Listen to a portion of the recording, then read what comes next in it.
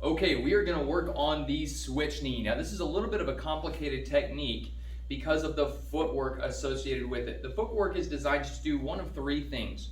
Number one, to adjust your distance from your opponent or attacker. Number two, to switch so that you can apply your strike to an open target. And number three, to allow you to gain a little bit of momentum so that you have more power. Any one or multiple of those things can be at play as you do this. What it's not designed to do is just switch your feet so that you can use whatever leg you want to use. You want to be able to do this with both sides, so make sure you practice, particularly if you're right hand dominant, you need to practice your left. If you're left hand dominant, practice your right. Okay? So the switch happens like this. I'm going to have the striking knee forward. It's from a fairly squared stance. If you try to do this from a bladed stance, it really doesn't work well. So from a fairly squared stance, my hands are up. I'm going to take this leg, I'm going to lift and pull it back at the same time that this leg steps forward. Now, my rear leg is going to step farther forward than my lead leg is right now, but not by much. I'm not trying to come forward with a big step. It's just a little switch. So I lift, I switch, pull, step, and then comes the knee strike. Now that all happens pretty quickly. It looks more like this.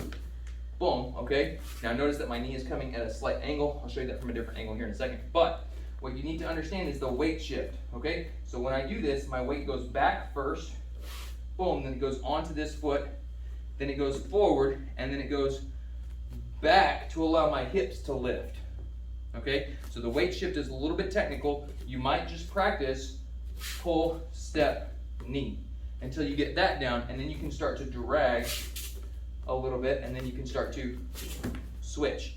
What you don't want to do here is hop and switch. It's not a jumping technique. It is an actual switch of the feet so that you maintain contact with the ground as you strike, so that you can push your body weight down through the supporting leg.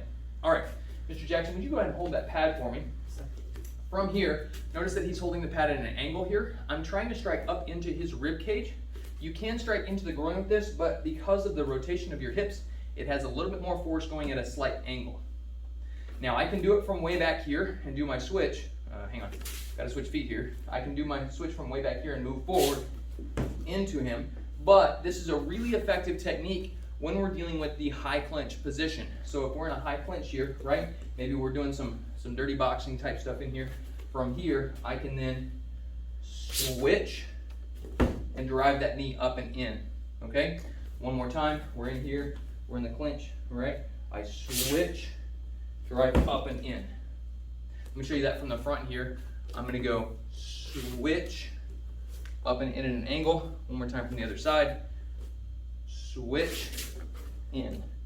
Notice that my arms stay up to guard, because if he decides to drive forward as I'm switching, I wanna be able to set my feet back down and maintain good pressure against him, because sometimes if they see you switching, they'll pressure forward to throw you off balance. All right? So there's your switch knee.